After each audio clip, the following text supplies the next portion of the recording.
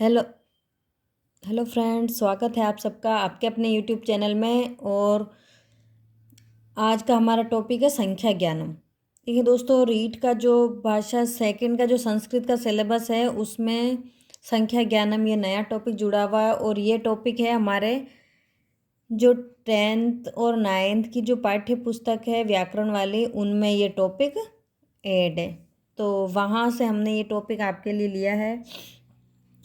और आइए शुरू करते हैं। संख्या संख्या से सब परिचित हैं, ठीक है।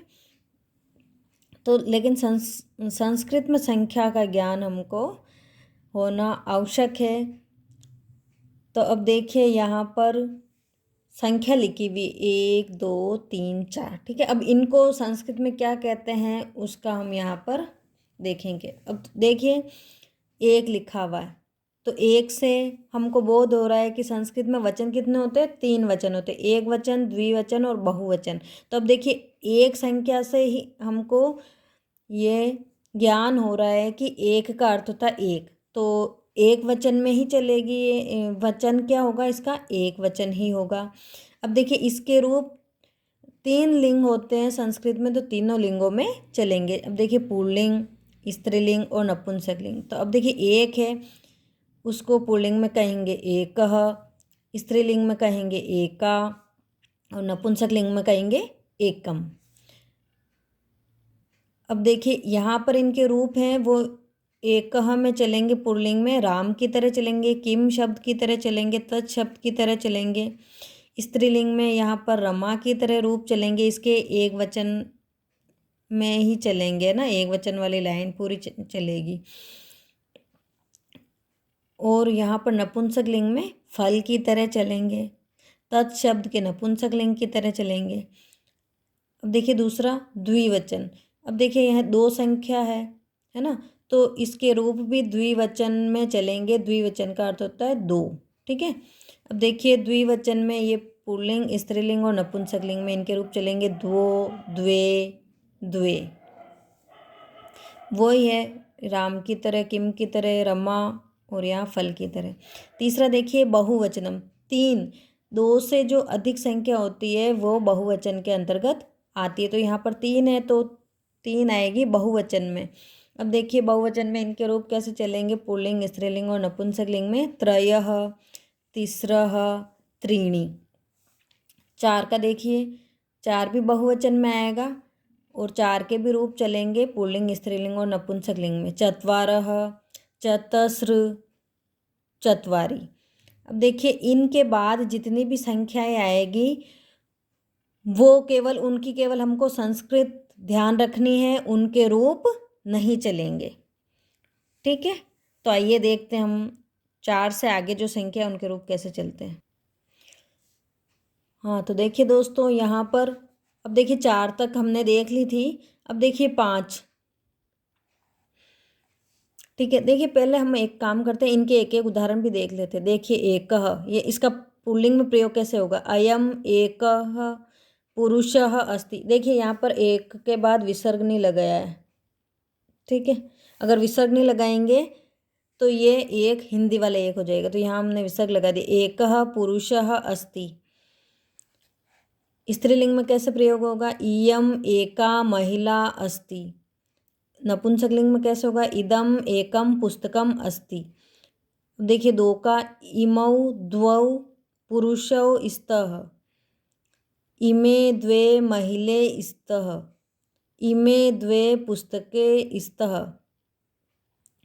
त्रय में देखिए 3 का इमे त्रयः पुरुषाः सन्ति, इमाः तिस्रः महिलाः सन्ति, इमानि त्रीणि पुस्तकानि सन्ति, इमे चत्वारः पुरुषाः सन्ति, इमाः चतस्रः महिलाः सन्ति, इमानि चत्वारि पुस्तकानि सन्ति। इस तरह से वाक्य में प्रयोग किया गया। अब देखिए 5 से हम स्टार्ट करते हैं। 5 को पंच कहते हैं, 6 को षट, 7 को सप्त, 8 को अष्ट, 9 को नव, 10 को दश कहते हैं। 10 कहते हैं हिंदी में हम, और ये संस्कृत में दश कहते हैं। अब ये देखिए ये हमको 10 ध्यान रखना है, इसके बाद ईजी हो जाएगी। अब 10 से 1 ज़्यादा है 11, 10 और 1 11, तो जो बाद वाली संख्या है 1 उसको पहले लेंगे। एकादश, द्वादश, त्रयोदश, चतुर्दश, पंचदश, षोडश, सप्तदश, अष्टादश, नवदश। अब नवदश को एकोनविंशति भी कहते हैं, यानी 20 में 1 कम। अब देखिए यहाँ पर 20 को कहेंगे विंशति, ये ध्यान रखना। इसके बाद अपने आप आ जाएगा हमको एक विंशति, द्वाविंशति, त्रयोविंशति, चतुर्विंशति, पंचविंशति, षड्विंशति, सप्तविंशति, अष्टाविंशति, नवविंशति, एकोन त्रिंशत। अब 30 को कहते हैं त्रिंशत। एक त्रिंशत, द्वा त्रिंशत, त्रय त्रिंशत, चतुस्त्रिंशत, पंच त्रिंशत, षठ त्रिंशत, सप्त त्रिंशत, अष्टा त्रिंशत, नव त्रिंशत, एकोन चत्वारिशत। अब यहाँ पर देखिए चत्वारिशत 40 को कहते हैं। एक चत्वारिशत, द्विचत्वारिशत या द्वाचत्वारिशत, त्रिचत्वारिशत, चतुश्चत्वारिशत, पंचचत्वारिशत, षठ चत्वारिशत, सप्त चत्वारिशत, अष्ट चत्वारिशत अथवा अष्टाचत्वारिशत। अब ये देखिए 48 तक देख लिया था। देखिए 9 चत्वारिशत और इसको एकोन पंचाशत, यानी 50 में 1 कम। अब देखिए 50 को कहते हैं पंचाशत। एक पंचाशत, द्विपंचाशत अथवा द्वापंचाशत, त्रिपंचाशत, त्रयः पंचाशत, चतुः पंचाशत, पंच पंचाशत, षठ पंचाशत, सप्त पंचाशत, अष्ट पंचाशत, नव पंचाशत, एकोन षष्ठी। षष्ठी कहते हैं 60 को। एक षष्ठी, द्विषष्ठी, त्रिषष्ठी, चतुष्षष्ठी, पंचषष्ठी, षठ षष्ठी, सप्तषष्ठी, अष्टषष्ठी, नवषष्ठी, एकोन सप्तति। 70 को कहते हैं सप्तति। एक सप्तति, द्विसप्तति, त्रिसप्तति, चतुः सप्तति, पंच सप्तति, षठ सप्तति, सप्त सप्तति, अष्ट सप्तति, नव सप्तति, एकोन अशीति। अशीति कहते हैं 80 को। एक अशीति, द्व्यशीति, त्रयशीति, चतुर्शीति, पंचाशीति, षड्शीति, सप्ताशीति, अष्टाशीति, नवाशीति, एकोन नवति। नवति कहते हैं 90 को।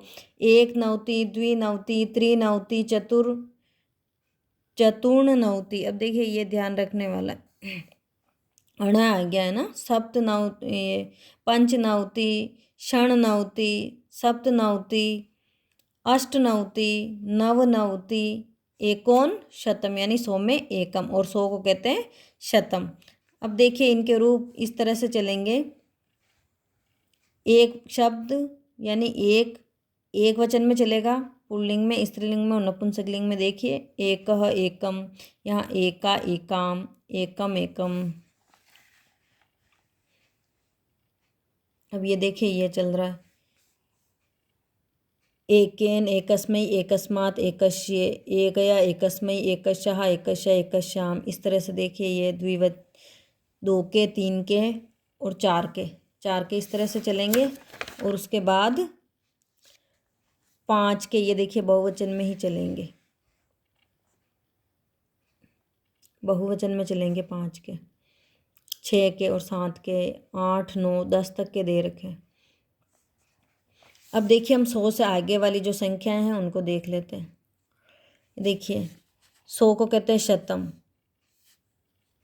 1000 को कहते हैं सहस्रम, 10,000 को कहते हैं अयुतम, लक्षम कहते हैं लाख को, प्रयुतम 10 लाख, कोटि कहते हैं करोड़ को, 10 कोटि 10 करोड़, अर्बुदम कहते हैं अरब को, खरवम कहते हैं खरब को, नीलम कहते हैं नील को, पद्मम कहते हैं पद्म को, शंखम कहते हैं शंख को, और महाशंखम यानी 10 लाख। अब देखिए ये क्रमवाची भी आ सकता है, जैसे उसका पहला स्थान है कक्षा में, या दूसरी बालिका, तीसरी बालिका, चौथी बालिका। ऐसे जब क्रम से हम किसी के बारे में बताते हैं, बच्चों के बारे में, तो ये देखिए प्रथमः पहला, प्रथमा पहली, प्रथमम पहला, नपुंसकलिंग में। देखिए ये इस तरह से चलेगा।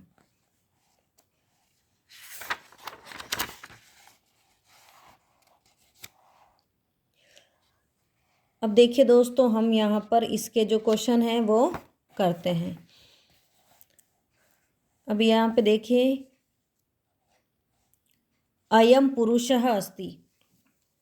अब देखिए, एकः, एकम, एका, एक, इसका मतलब है हमको संख्या कौन सी लेनी, एक ही लेनी, लेकिन पुरुष के अकॉर्डिंग लिंग को देखते हुए हमको कौन सा एक लिखना है। अब देखिए, ये है एकम, ये नपुंसक लिंग में आता है, ठीक है, ये नपुंसक लिंग में आएगा, और ये आएगा स्त्रीलिंग में, ठीक है, ये आएगा हमारा स्त्रीलिंग में, स्त्रीलिंग में आएगा। अब देखिए, ये एक है, ये हमारा होता है हिंदी में हम लिखते हैं, ये स्त्रीलिंग में, ये नपुंसक लिंग में, ठीक है, और ये एकः, तो ये एकः हमारा राइट हो जाएगा, क्योंकि जो पुल्लिंग है उसके राम की तरह चलते हैं। और यहाँ पर भी देख सकते हैं पुरुषः यानी विसर्ग है एक, पुरुषः अगर बहुवचन होता और विसर्ग होता तो पुरुषाः होता, ठीक है, यहाँ एकः पुरुषः, इस तरह से भी हम देख सकते हैं।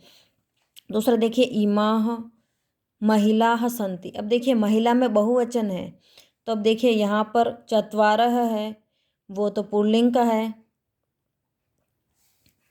द्वे है, वो द्विवचन का है, दो का बोध करा रहा है द्विवचन, लेकिन यहाँ पर बहुवचन है। अगर द्विवचन वाला यहाँ होता तो यहाँ भी महिले होता, द्विवचन वाला शब्द होता, लेकिन ये बहुवचन वाला शब्द है। तीसरा देखिए, ये है स्त्रीलिंग वाला, और इसके ये स्त्रीलिंग है और बहुवचन वाला है, क्योंकि तीन जो संख्या है वो किस में आती, बहुवचन में आती।